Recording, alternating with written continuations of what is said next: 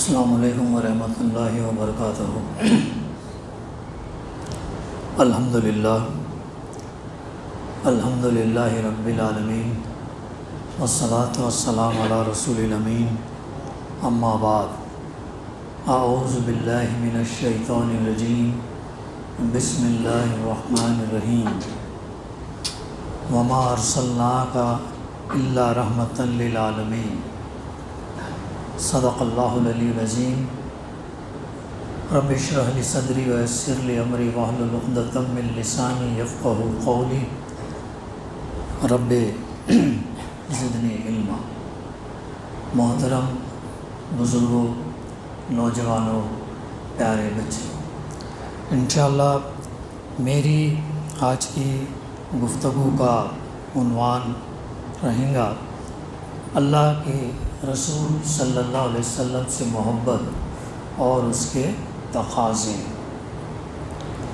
ابھی میں نے آپ کے سامنے سورہ الانبیاء کی آیت کا ایک فقرہ تلاوت کیا، جس میں اللہ تعالیٰ فرماتا کہ اللہ نے آپ صلی اللہ علیہ وسلم کو سارے جہاں کے لیے، اب یہ جہاں کتنا ہے ہم نہیں جانتے، صرف یہ کرۂ ارض ہے یا پوری کائنات ہے، سارے جہان کے لیے اللہ تعالیٰ بتاتا ہے کہ ہم نے آپ صلی اللہ علیہ وسلم کو رحمت بنا کر بھیجا ہے۔ رحمت کیا ہے؟ رحمت عربی کا لفظ ہے جس کے بنیادی معنی ہیں نرم دلی اور محبت کے، نرم دلی اور محبت کے۔ اللہ کے رسول صلی اللہ علیہ وسلم کی سیرت کا جب ہم مطالعہ کرتے ہیں تو پوری زندگی میں یہ پہلو جو ہے آپ صلی اللہ علیہ وسلم کا نظر آتا ہے ہمیں۔ آپ ہر ایک کے لیے رحمت تھے، یہاں تک کہ جانوروں کے لیے، چرند پرند کے لیے بھی جو ہے آپ رحمت بن کر آئے۔ لوگوں نے کہا آپ کے دشمنان کے لیے بد دعا کرو، ان کے لیے کرو، تو آپ نے کیا فرمایا؟ میں بد دعا دینے کے لیے نہیں آیا، میں ان کے اوپر رحمت بن کر آیا ہوں، وہ پھر میں بد دعا ان کو نہیں دیں۔ پوری زندگی کا جب ہم مطالعہ کرتے ہیں، ایک مقام یا دو مقام پر یہ ملتا ہے کہ آپ نے صرف اتنا کہا اس وقت جنگ احد کے وقت، جب آپ کے دندان مبارک یہ ہوئے، جبڑے کے اندر پھنس گئے، انہوں نے کہا کہ یہ کیسی قوم ہے جو اپنے نبی کے ساتھ ایسا معاملہ کرتی ہے۔ تو اللہ کے رسول صلی اللہ علیہ وسلم ایون ہم دیکھتے ہیں کہ طائف سے جب لوٹے، لہولہان نخلا کے مقام پر آپ رکے اور پہاڑوں کا فرشتہ نے آ کر آپ سے کہا اگر آپ اجازت دے تو ہم اس بستی کو ان وادیوں کے اندر دبا دیں گے، ختم کر دیں گے۔ تو آپ نے سوال کیا کیا اللہ کے رسول صلی اللہ علیہ وسلم کا اللہ کا حکم ہے؟ فرمایا نہیں۔ تب اللہ کا حکم نہیں ہے تو میں امید کرتا ہوں کہ ابھی یہ نسل نہ صحیح بلکہ ان کے آنے والے نسلوں کے اندر سے لوگ پیدا ہوں گے جو اس دین کو لے کر آگے چلیں گے۔ تو ہم دیکھتے ہیں کہ اسی قبیلے بنو ثقیف، طائف کا قبیلہ تھا جس میں محمد بن قاسم پیدا ہوئے، اور وہ 16 سال کا نوجوان جب ضرورت پڑی سندھ کے مقام پر، جب بغداد کے خلیفہ نے، گورنر نے، حجاج بن یوسف نے آواز دی، یہ ان کا بھتیجا تھا کہ یہاں پر جانا ہے۔ کیوں جانا ہے؟ وہاں پہ ہمارے لوگ یرغمال بنائے گئے ہیں، جو لوگ تجارت کے لیے کیرلا، ملیشیا، انڈونیشیا، عرب جایا کرتے تھے، وہ وہاں سے جب لوٹے تو راجہ داہر نے ان کو اغوا کر کے جیل میں ڈال دیا۔ تو آواز گئی کہ جو ہے ان کو بچانے والا کون ہے؟ دیکھیے تاریخ اسلام کا جب ہم مطالعہ کرتے ہیں تو اتنا بہترین دور رہے، اتنے بہترین یہ رہے ہیں کہ ایک فوج یورپ کے دروازوں پر ہے، ایک فوج روس پار کر کے چین کے قریب ہے، اور ایک افریقہ میں ہے، اور ایک اندلس اسپین کے اندر ہے، جہاں پر 800 سے 900 سال تک مسلمانوں نے یہ کیا۔ کیسی تعلیم تھی، کیسی تربیت تھی۔ اور یہی وہ نوجوان جو بنو ثقیف کا تھا، محمد بن قاسم، وہ ہندوستان آیا، سندھ کے مقام پر آیا، 5000 کی فوج لے کر نکلا۔ 16 سال کا نوجوان 5000 فوج کو لے کر نکلا۔ بغداد میں لوگ جمع ہوئے اور 5000 ملے۔ 10,000 کے فوج کو لے کر وہ سندھ پر نکلتا ہے اور ایسی فوج سے مقابلہ کرتا ہے جس کی تعداد 1 لاکھ ہوتی ہے۔ تاریخ کا جب ہم مطالعہ کریں گے تو قلیل کم لوگوں نے زیادہ لوگوں پر غالب پایا۔ پھر یہی وہ محمد بن قاسم ہے جو پورے 5 سال کے اندر اس مقام پر رہتا ہے اور پھر اسلام کو فروغ دیتا ہے۔ صرف سندھ کی حد تک نہیں بلکہ سندھ سے لے کر گجرات تک اور ہریانہ، پنجاب، یہاں تک اسلام جو ہے پھیلتا ہے۔ تو عزیز ساتھیوں، ایسے ایسے کام ہوئے ہیں۔ تاریخ کا جب ہم مطالعہ کرتے ہیں تو ایسے تو یہ وہ اللہ کے رسول صلی اللہ علیہ وسلم کی دعا تھی جو انہوں نے کہا تھا کہ یہ اگر قوم ایمان نہیں لائی تو پرواہ نہیں، ان کی اولاد میں سے لوگ آئیں گے۔ تو ایسے ہی تاریخ ہم کو بتاتی ہے۔ تنہا آپ نے بات کو لے کر اٹھا، اقرأ بسم ربک الذی خلق، پڑھو اس رب کے نام سے جس نے پیدا کیا، پوری کائنات کو پیدا کیا، پھر انسان کو ایک خون کے لوتھڑے سے پیدا کیا۔ اس ایک آیت کے بعد ہم دیکھتے ہیں کہ اللہ کے رسول صلی اللہ علیہ وسلم کا وہ تاریخی دور، وہ دور شروع ہوتا جو جہاں پر آپ رہتے ہیں وہاں پر جو ہے بت پرستی، جہاں ایک اللہ کی بندگی ہونی چاہیے تھی، 360 بت رکھے ہوتے ہیں۔ کیسا منظر رہا ہوگا، کیسا سین رہا ہوگا، کیسا ماحول رہا ہوگا کہ تنہا بات کو لے کر اٹھنا ہے۔ پوری آبادی آپ کے خلاف ہے، پوری آبادی بت پرستی میں، برائیوں میں، ڈاکہ زنی میں، لوٹ مار میں، زندہ لڑکیوں کو دفن کر دیتے۔ ایسے ماحول میں آپ کو لے کر اٹھنا تھا بات کہ قولوا لا الہ الا اللہ تفلحون، کہو کہ جو ہے نہیں ہے کوئی معبود سوائے ایک اللہ کے۔ اور یہ وہ کلمہ تھا جو آپ صلی اللہ علیہ وسلم نبوت کے بعد لے کر اٹھے، اور پھر یہی وہ کلمہ تھا جو 13 سال تک آپ نے کفار مکہ کے سامنے پیش کیا۔ کفار مکہ کے سامنے 13 سال تک مسلسل پیش کرے۔ مصائب آئے، پریشانیاں آئیں، ظلم ہوا، زیادتی ہوئی، یہاں تک کہ آپ کے ساتھیوں کو حبشہ جانا پڑا، ہجرت کرنا پڑا، یہ تمام چیزیں۔ لیکن کیسے ساتھی آپ نے تیار کیے، کتنے زبردست ساتھی اللہ کے رسول صلی اللہ علیہ وسلم نے تیار کیے۔ 13 سال میں روایات میں آتا ہے کہ صرف 77 لوگ یا 107 لوگ یا 120 لوگ ہی ایمان لے آئے، اس سے زیادہ نہیں لائے۔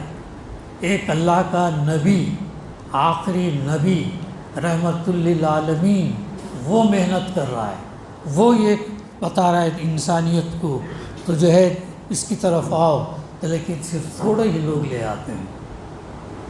پھر اس کے بعد 10 سال کی مدنی زندگی کے اندر ہم دیکھتے ہیں کہ مدینہ کے اندر 10 سال کے اندر پھر فوج در فوج لوگ جو ہے کہ حالانکہ شروع میں جدوجہد کرنا پڑا، اسٹرگل کرنا پڑا، جہاد کرنا پڑا، سرائے اللہ کے رسول صلی اللہ علیہ وسلم نے مختلف مہمات پر لوگوں کو بھیجا ظلم زیادتی کو روکنے کے لیے۔ پھر 10 سال کے اندر ہم دیکھتے ہیں کہ کہاں تنہا آپ بات کو لے کر اٹھے تھے، اور 23 سال کے اندر 1,24,000 لوگ ایمان لاتے ہیں۔ کتنی بڑی بات ہے۔ آج میں اور آپ ہم کتنا کوشش کرتے ہیں، ہم اپنے گھر والوں کو نہیں یہ کر سکتے ہیں، اولاد کو صحیح راہ راست پر نہیں لے گا، لیکن اللہ کے رسول صلی اللہ علیہ وسلم 23 سال کے اندر اتنے لوگ دائرہ اسلام کے اندر آ گئے، اتنے لوگ راہ راست پر یہ آ گئے۔ پھر تاریخ گواہ ہے کہ یہ وہ لوگ تھے جو پھر اسی مقام پر مکہ میں یا مدینہ میں ثواب کی غرض کے لیے بیٹھ نہیں گئے۔ 1 لاکھ نیکی ہم کو ملے گی مکہ میں، 50,000 یا 1 لاکھ یہاں پر ملے گی، نہیں، وہاں سے دنیا میں پھیل گئے لوگ، دنیا میں پھیل گئے۔ اور تاریخ بتاتی ہے کہ ایسے ایسے لوگ اللہ کے رسول صلی اللہ علیہ وسلم کی تربیت سے یہ ہوئے کہ پوری دنیا کے سامنے نمونہ بن کر رہے، پوری دنیا کے سامنے دنیا کو بتایا کہ اسلام کیا ہے۔ اسلام انسانیت کے لیے رحمت بن کر آیا ہے۔ اسلام یہ کوئی زور زبردستی نہیں چاہتا۔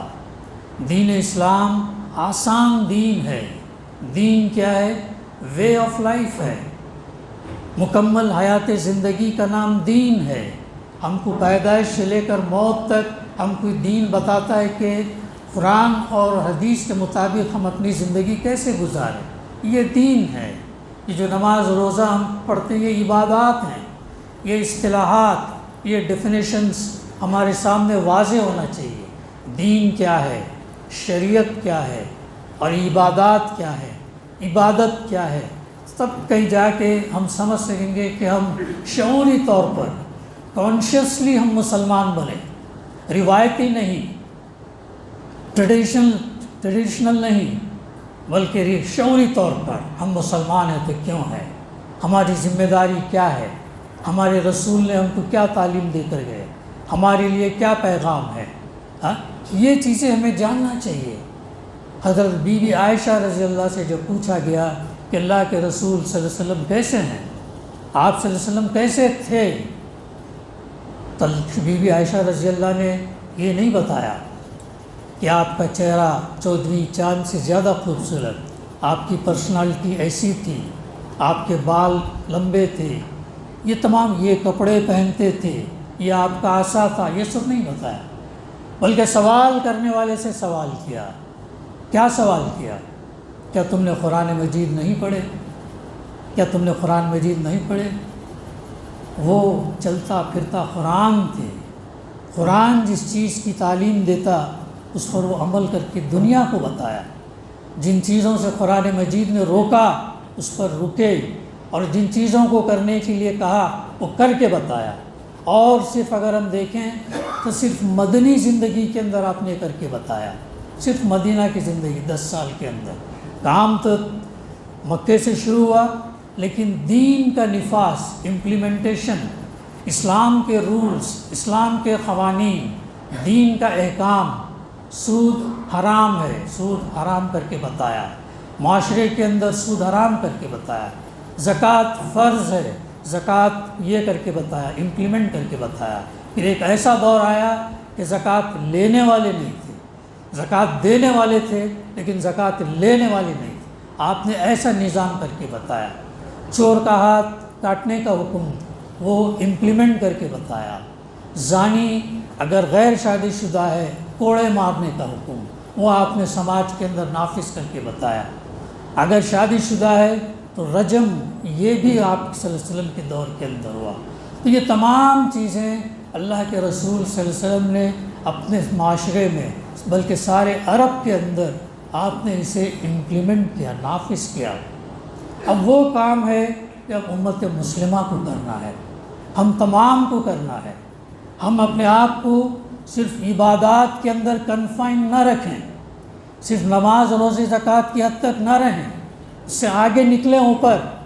یہ ایک پرائمری لیول ہے، پرائمری لیول، اور مسلمان ہونے کے لیے کوالیفائنگ کرائٹیریا ہے کہ آپ کو یہ چیزیں کرنا ہے، اور یہ چیزیں کرنے کے بعد سیکنڈری لیول میں آنا ہے۔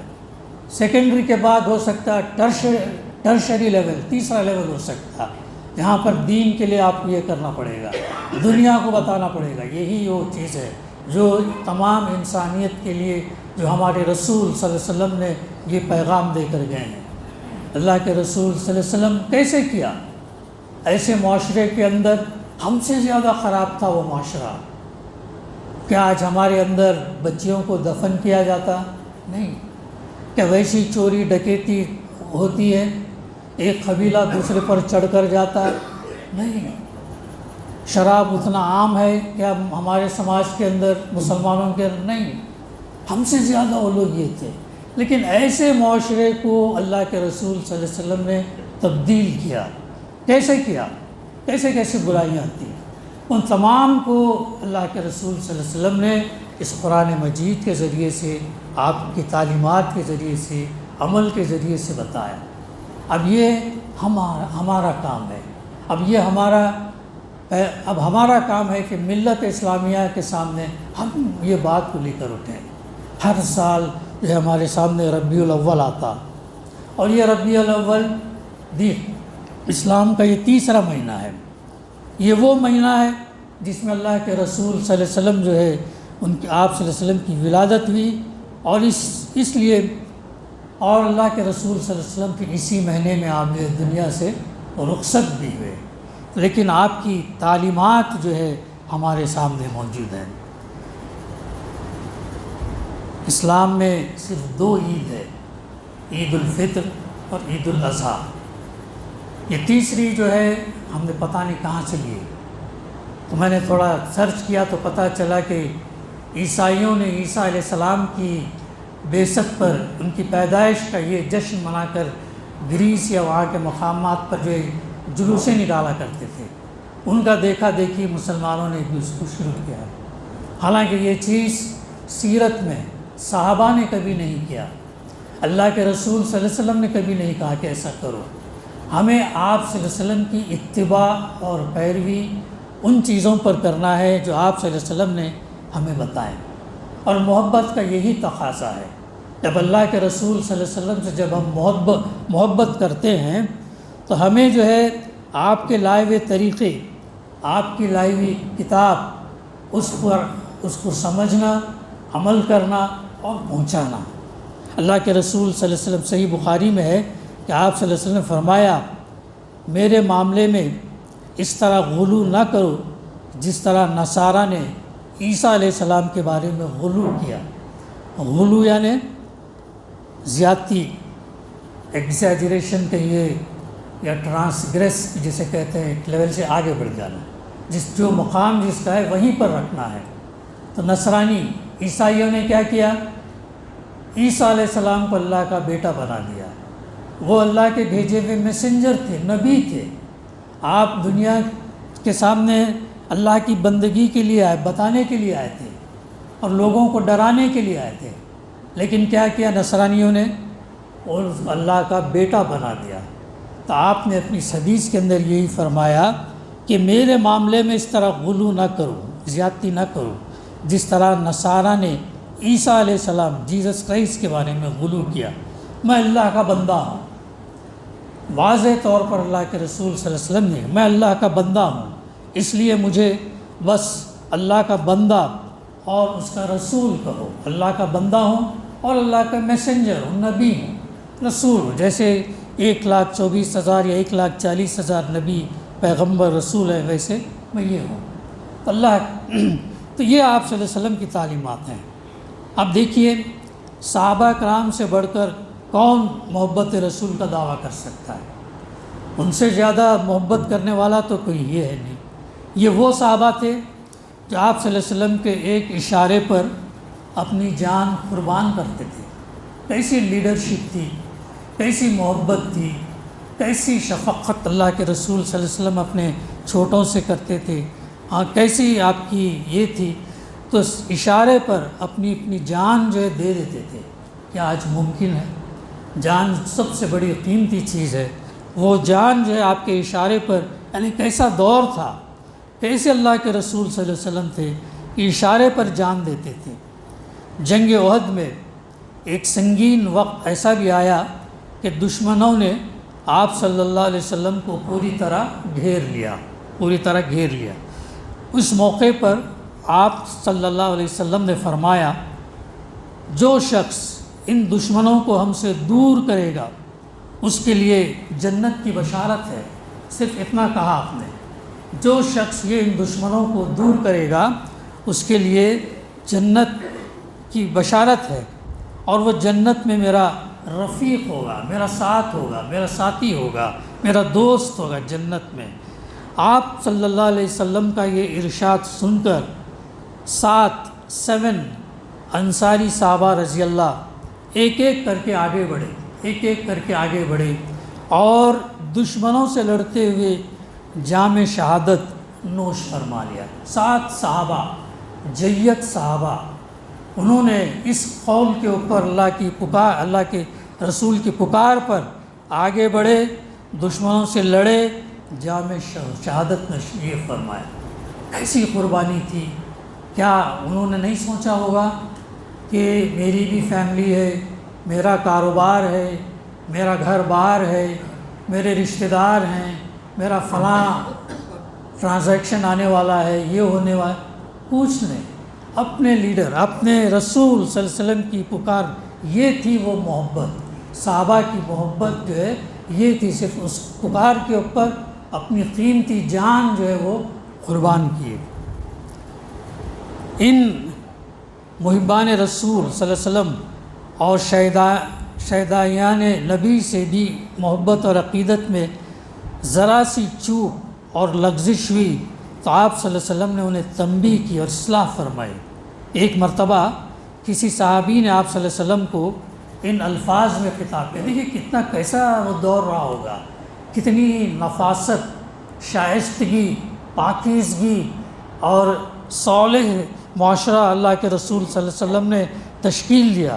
تو ایک صحابی نے اللہ کے رسول صلی اللہ علیہ وسلم سے کہا کہ اے ہمارے سردار اور ہمارے سردار کے بیٹے، اے ہم میں سب سے افضل اور سب سے افضل کے بیٹے، یہ صرف اتنا کہا تو اللہ کے رسول صلی اللہ علیہ وسلم نے یہ سن کر آپ صلی اللہ علیہ وسلم نے فرمایا، لوگوں تقویٰ کو لازم پکڑو، اللہ سے ڈرو، پرہیزگاری اختیار کرو۔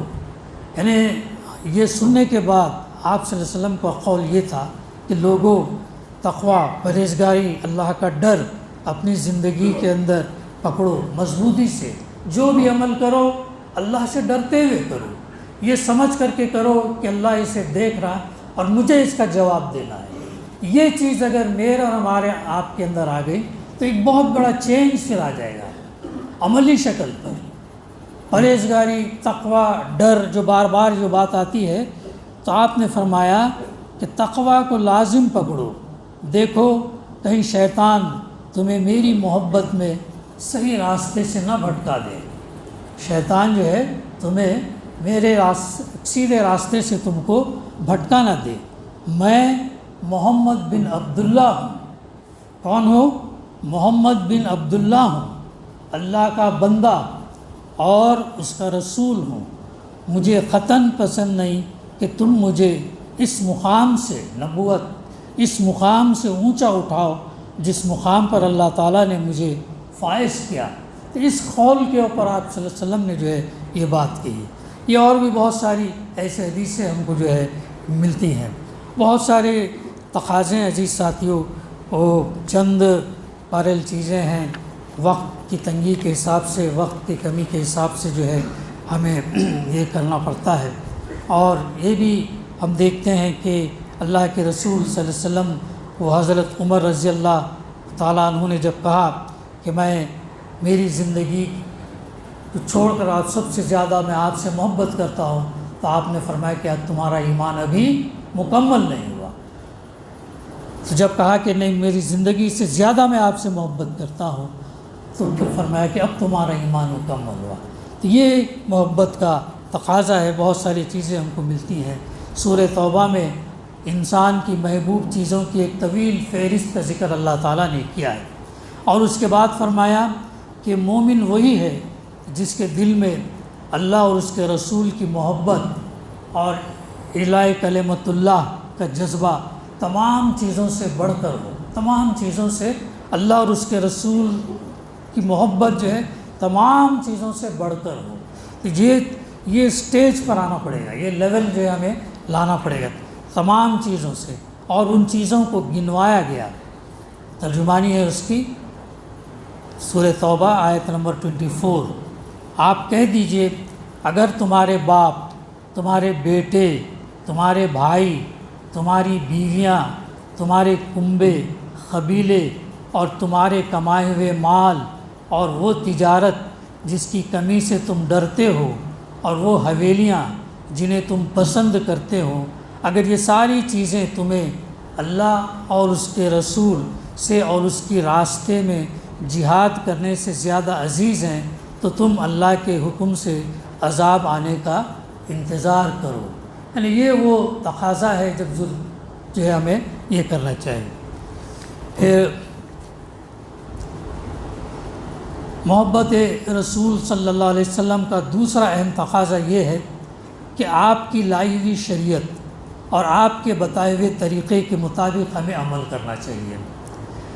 سورہ نساء میں اللہ تعالیٰ فرماتا، اس کا ترجمہ یوں ہے، آپ کے رب کی قسم لوگ اس وقت تک مومن نہیں ہو سکتے جب تک کہ وہ اپنے اختلافی مسائل میں آپ صلی اللہ علیہ وسلم کو حکم نہ مانیں اور دنیا کے تمام امور میں آپ صلی اللہ علیہ وسلم کے طریقے کو نہ اپنائیں، پھر اپنے دلوں میں کسی طرح کی تنگی محسوس نہ کریں اور آپ کے فیصلوں کو مکمل طور پر تسلیم نہ کر لیں۔ ایک صحابی نے اللہ کے رسول صلی اللہ علیہ وسلم سے عرض کیا، اے اللہ کے رسول صلی اللہ علیہ وسلم، میں آپ کو اپنی جان اور مال اور اہل عیال سے زیادہ محبت رکھتا ہوں۔ جب میں اپنے گھر میں اپنے اہل و عیال کے ساتھ ہوتا ہوں اور آپ صلی اللہ علیہ وسلم کی یاد آتی ہے تو میں بے چین ہو جاتا ہوں اور دوڑ دوڑ کر آپ کی خدمت میں حاضر ہوتا ہوں جب تک آپ کو دیکھ نہیں لیتا اور آپ صلی اللہ علیہ وسلم سے ملاقات نہیں کر لیتا، مجھے قرار نہیں آتا، مجھے سکون نہیں ملتا۔ ایسی محبت تھی۔ مگر جب میں اپنی اور آپ صلی اللہ علیہ وسلم کی موت کو یاد کرتا ہوں اور سوچتا ہوں کہ آپ تو جنت میں انبیاء کرام کے ساتھ ہوں گے، بلند درجات میں ہوں گے، اگر میں جنت میں گیا بھی تو آپ صلی اللہ علیہ وسلم کی رفاقت اور دیدار سے محروم ہی رہوں گا۔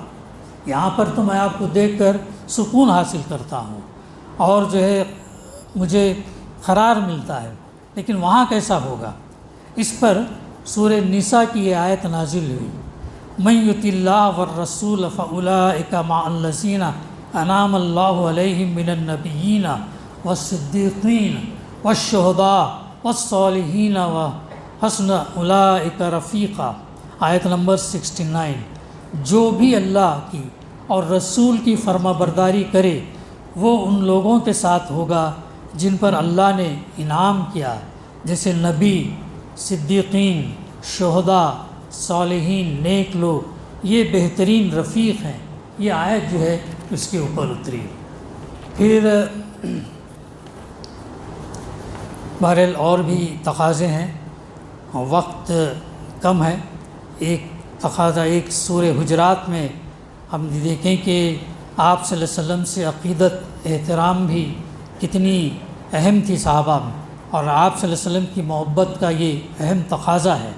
وہاں پر سورہ حجرات میں اللہ تعالیٰ نے فرمایا کہ اے ایمان والو، اپنی آواز نبی کی آواز پر بلند نہ کرو اور نہ ہی نبی کے ساتھ اونچی آواز سے بات کرو، جس طرح تم آپس میں ایک دوسرے سے کرتے ہو، ایسا نہ ہو کہ تمہارے سارے نیک اعمال ضائع ہو جائیں گے۔ صحابہ کرام کا ادب اور احترام کا اندازہ اس واقعے سے لگائیے کہ جب یہ آیت نازل ہوئی تو ایک صحابی ثابت بن قیس رضی اللہ کہ ان کی آواز قدرتی طور پر زور سے تھی، ہے نا؟ ہم لوگ بھی آپس میں جب گفتگو کرتے ہیں تو بعض دوست کہتے ہیں کہ بھائی میری آواز تو ایسے ہی ہے، میں تو ایسے ہی بات کرتا ہوں، لیکن یہ صحابی، ان کی بھی آواز قدرتی طور پر بلند تھی۔ جب یہ سورہ حجرات کی آیت نازل ہوئی تو وہ اپنے گھر میں فروکش ہو گئے، رک گئے، اللہ کے رسول صلی اللہ علیہ وسلم کے پاس جانا بند کر دیا، یہاں تک کہ آپ صلی اللہ علیہ وسلم سے ملنا بھی ترک کر دیا۔ آپ صلی اللہ علیہ وسلم نے پھر کیا کیا؟ سعد بن معاذ رضی اللہ سے دریافت کیا، تو وہی کہاں ہے، وہ صحابی کہاں ہے، ان سے دریافت کیا تو انہوں نے کہنے لگے، چنانچہ حضرت ثابت رضی اللہ کے گھر آئے اور اللہ کے رسول صلی اللہ علیہ وسلم کی گفتگو کا تذکرہ کیا، ایسا تذکرہ کیا۔ پھر حضرت ثابت رضی اللہ کہنے لگے، فلاں آیت جب نازل ہوئی اور تم جانتے ہو کہ رسول اکرم صلی اللہ علیہ وسلم کے مقابلے میں میری آواز تم سب میں زیادہ بلند ہے، میں اگر زیادہ زور سے بات کروں گا تو پھر میں جہنمی ہو جاؤں گا۔ تو حضرت سعد رضی اللہ نے واپس آ کر اللہ کے رسول صلی اللہ علیہ وسلم سے اس بات کا ذکر کیا تو آپ نے فرمایا، نہیں، وہ تو جنتی ہیں۔ پھر اس کے بعد وہ جانا شروع کرتے ہیں اور سب سے پیچھے بیٹھتے ہیں، پھر مجلس میں سب سے پیچھے بیٹھتے ہیں۔ تو یہ تھے وہ اللہ کے رسول صلی اللہ علیہ وسلم کے دور کے اندر صحابہ کی جو ہے محبت اللہ کے رسول صلی اللہ علیہ وسلم سے، وہ واقعات بھی ہم بارہا سنتے ہیں کہ جو وضو کا پانی جو گرتا وہ لیتے اور وہ اپنے جسم پر یہ کرتے۔ صلح حدیبیہ کے وقت کفار مکہ کی طرف سے ایک نمائندہ جو آیا، جب اس نے دیکھا یہ رویہ تو وہاں کہا کہ اب وہ رسول کی تو ایسی محبت یہ کرتے ہیں، ہم جو ان کو یہ نہیں کر سکتے، شکست نہیں دے سکتے۔ ایسی باتیں جو اور بھی تاریخ میں اور بھی سیرت کے اندر ہم کو ملتے ہیں۔ اب آپ صلی اللہ علیہ وسلم کی رحلت کے بعد ادب اور احترام کی صورت کیا ہو سکتی ہے؟ یہ چند باتیں میں آپ کے سامنے یہ کر کے بات اپنی ختم کرتا ہوں۔ حضرت اسحاق رحمہ فرماتے ہیں، اور آگے اس کا ریفرنس ہے، محبت رسول صلی اللہ علیہ وسلم کا 5واں تقاضا یہ ہے کہ جب بھی آپ صلی اللہ علیہ وسلم کا نام آئے تو آپ صلی اللہ علیہ وسلم پر درود بھیجا جائے۔ جب بھی سنیں ہم اللہ کے رسول صلی اللہ علیہ وسلم کا نام تو درود بھیجا جائے۔ سورہ احزاب کے اندر وہ آیت اتری، ان اللہ ملائکتہ یصلون علی النبی یا ایھا الذین آمنوا صلوا علیہ وسلموا تسلیما۔ تو اللہ تعالیٰ کیا فرما رہا ہے اس کے اندر؟ اللہ اور اس کے فرشتے نبی پر رحمت بھیجتے ہیں، درود بھیجتے ہیں۔ اے ایمان والو تم بھی ان پر درود بھیجو اور خوب یعنی سلام بھی جو ہے بھیجتے رہا کرو۔ التحیات کے اندر جو ہم سلام بھیجتے ہیں وہی سلام بھی جو ہے تم بھیجتے رہو۔